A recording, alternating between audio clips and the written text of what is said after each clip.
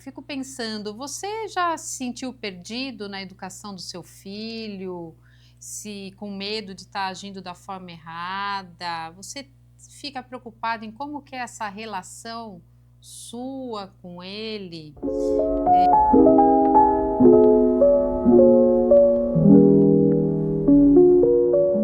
Olá, tudo bem? Como é que vocês estão? Sejam muito bem-vindos ao programa Energia e Mente de hoje. E hoje nós vamos conversar sobre a autoestima do seu filho. Eu me baseei também, para estar aqui conversando com vocês em um livro chamado A Autoestima de Seu Filho, de Dorothy Briggs. Nós temos muitas coisas que ela nos esclarece que são muito importantes. Nós pais, assim, nós não fomos preparados para sermos pais, para educar nossos filhos. A gente tem a melhor das intenções, mas nós não somos preparados para isso, Não existe alguma aula que nos ensina, um manualzinho que nos explica como sermos pais perfeitos e conseguimos educá-los da melhor forma possível. Cada um vai usando e vai colocando aquilo que aprendeu, nas suas relações, na sua relação enquanto filho, enquanto era filho, enquanto era criança, como que aquilo foi transmitido, ou nas relações que observa dos outros e o que vai tirando de conclusão do que seria melhor ou não para os nossos filhos. Mas nós não temos um manualzinho prático disso, até porque os seres humanos, eles são únicos, cada um tem a sua individualidade e as suas necessidades. Não consegue corresponder, a todos os resultados esperados. Às vezes nossos filhos, a gente espera que eles nos tragam, que eles sejam assim, tenham notas super boas, sejam super educados, não se envolvam em brigas, sejam perfeitos. E muitas vezes eles não são, na maioria das vezes, porque cada um tem alguma coisinha. E a gente às vezes se pergunta, não sei se isso já aconteceu com você, nossa, eu fiz tanta coisa por ele, tudo que eu fiz e está acontecendo isso? O que foi que eu fiz de errado? O que está acontecendo? Uma dúvida, o que eu devo fazer? Como que eu devo agir? Será que eu devo bater? Será que eu devo gritar? Será que eu devo conversar? Será que eu devo ignorar essa atitude do meu filho? E muitos pais vão fazendo cada hora uma dessas atitudes por ficarem tão perdidos nesse momento da educação dos filhos. E porque ali, qual é o risco ali em todo esse processo? É estarmos criando crianças com uma autoestima elevada. Porque a gente sabe que uma criança com autoestima elevada, ela tem grandes chances de ter sucesso na vida. E esse sucesso não é só um sucesso profissional. Porque vem aí o que a gente deseja para os nossos filhos. A gente não deseja só que ele não seja um delinquente, usuário de drogas ou se perca na vida. A gente também quer que ele saiba se relacionar com os outros, que ele seja feliz, que ele seja esperto, que ele tenha êxito na escola, tenha êxito no trabalho. E para ser feliz, a gente precisa se relacionar com o outro. Então, ele precisa aprender a se relacionar, e para a gente se relacionar de uma forma construtiva, vamos dizer assim, é necessário que a gente se ame e acredite em quem somos. A gente sabe disso. Então, a ideia que seu filho tem dele mesmo vai influenciar a escolha dos amigos dele, a maneira pela qual ele se entende com os outros, a pessoa com quem ele escolhe se casar, a sua produtividade, a sua criatividade, afeta a sua integridade, estabilidade. Olha quanta coisa que quando seu filho tem uma ideia de si vai afetar. Se ele tiver uma ideia ruim dele, todos esses itens que eu falei aqui, eles vão tender para o negativo. Enquanto se ele tiver um bom olhar para ele, se ele se olhar e pensar, nossa, como eu gosto de mim, como o retorno que eu tenho sobre o que eu faço é bom, então isso deve significar que eu sou bom, que eu sou uma boa pessoa e que eu estou no caminho certo, vai levá-lo a ter escolhas melhores. E isso tudo, imagina, né, baseando nessa autoestima que é tão importante. E o que é, né? A autoestima, na verdade, o que ela é? Ela é uma mola que impulsiona os nossos filhos ou para o êxito ou para o fracasso. Ela vai impulsionar. Se a autoestima é baixa, essa mola vai jogar ele para um lado mais baixo, de um possível fracasso, e ela sendo alta, ele tem confiança nele, ele consegue ir atrás do que ele quer, sem medo, pode ser que tenha medo, né? Mas ele vai, porque ele sabe que ele é capaz, que ele sabe que as pessoas acreditam nele, e tudo isso a gente tem, ali para os nossos filhos, existem duas necessidades básicas. A primeira é ele sentir que ele pode ser amado. O que é isso? Eu sou importante porque eu existo. Ele perceber que ele é importante simplesmente pelo fato dele existir enquanto pessoa.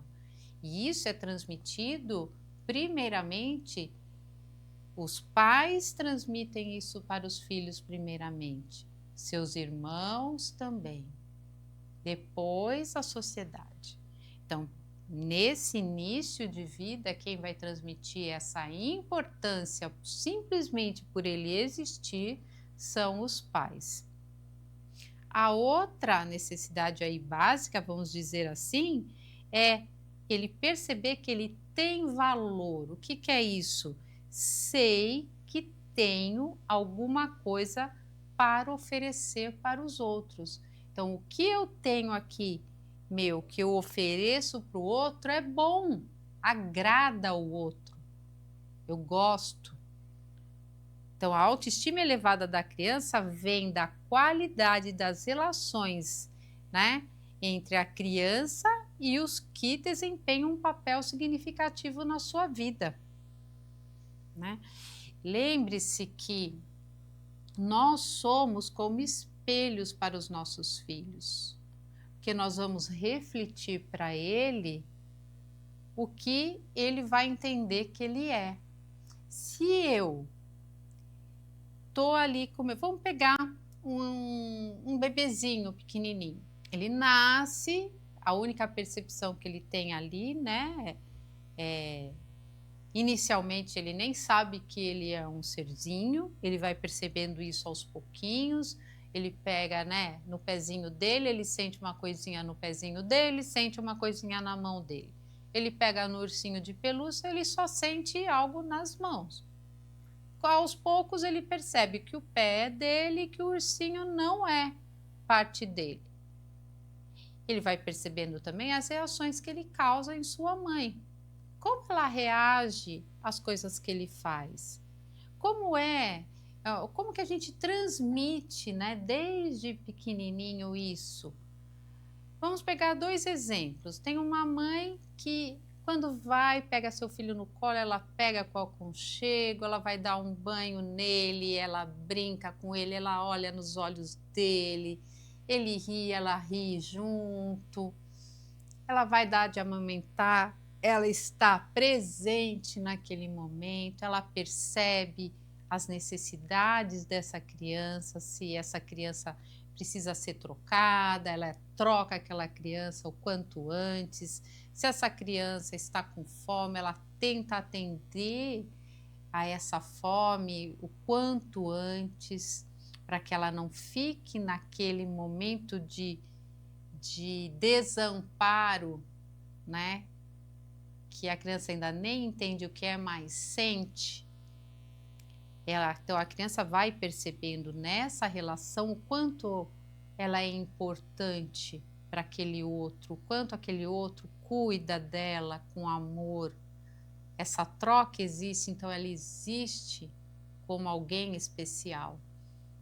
Se a gente pega uma outra mãe que está cheia de questões, hora que vai amamentar o filho, não olha para o filho, não presta atenção se o filho está torto, se não está, fica lendo um livro ou fica hoje em dia, né, no celular, olhando enquanto o filho está amamentando, não tem aquele olhar, né, para a criança, não troca, a criança chora, ela deixa a criança ficar chorando um tempão, não atende. Eu sei que existem teorias que falam, deixe sua criança chorar até ela dormir. Mas isso a gente causa um desamparo na criança. Ela precisa sentir que ela tem alguém no mundo com quem ela pode contar. Nós, enquanto elas forem pequenas, a gente está ali para atendê-las e ir cuidando. Então, essa mãe que a criança chora de fome, ela também demora. Ou seja, esse contato, esse vínculo, ele é criado de outra maneira, onde essa criança começa a sentir que ela, não sei, parece que o que ela faz, ela existir, não é lá tão importante. E os nossos pais, eles são como os deuses para a gente, né? Pensa quando a gente era criança. Então, imagine nossos filhos. O que eles falam de nós vai dizer o que nós somos até uma determinada idade. E até às vezes mais velho, né? O quanto que a fala de um pai mexe com a gente, não mexe? Então, se a criança ouve muito, nossa, você, olha o que você fez, você é feio, você não tira boas notas, por que você não é igual a sua irmã? Nossa, você está me chamando de novo, o que é, o que você quer? Sabe, se isso acontece demais, né, essa falta de empatia, de paciência, o que a criança começa a perceber? Qual é o retorno, o reflexo que esses pais dão para ela? Eles, que são deuses todos poderosos, o que eles falam que eu sou, eu devo ser. Então, se ele está falando que eu não sirvo para muita coisa, então eu não devo ser lá grande coisa, né? Já começa aí a deteriorar. Agora, todos os pais, todos nós, a gente perde a paciência com nossos filhos, sim. E tudo bem, tudo bem. O problema é quando perdemos essa paciência sempre, sempre. É a frequência. Quantas vezes isso acontece? Vez ou outra, isso não vai influenciar. Se nos outros momentos da vida de seu filho está havendo aquela troca genuína para que ele enxergue no momento em que ele existe, porque somos seres relacionais e precisamos do retorno do outro para o que nós vamos ser. Para a gente entender, eu sou bom, eu sou legal, está coerente o que eu estou fazendo. E depois, esses espelhos, eles vão passando para outros, né? Não só para os pais, mas para os seus irmãos, a sociedade também vai dando esse retorno. Para fechar aqui, lembre-se, nenhuma criança pode ver-se diretamente. Ela só pode ver a si própria pelos reflexos que produz nos outros. Seus espelhos literalmente modelam a sua autoimagem. Então, vamos ter todo o cuidado com nossas crianças. Foi um prazer estar aqui com vocês hoje. Meus contatos são, minha rede social é o Instagram, né? @fabianacassar.energiaemente. O meu contato é o 11 98586 2227. Eu estou à disposição para qualquer dúvida, sugestão de temas, o que vocês quiserem. Até mais!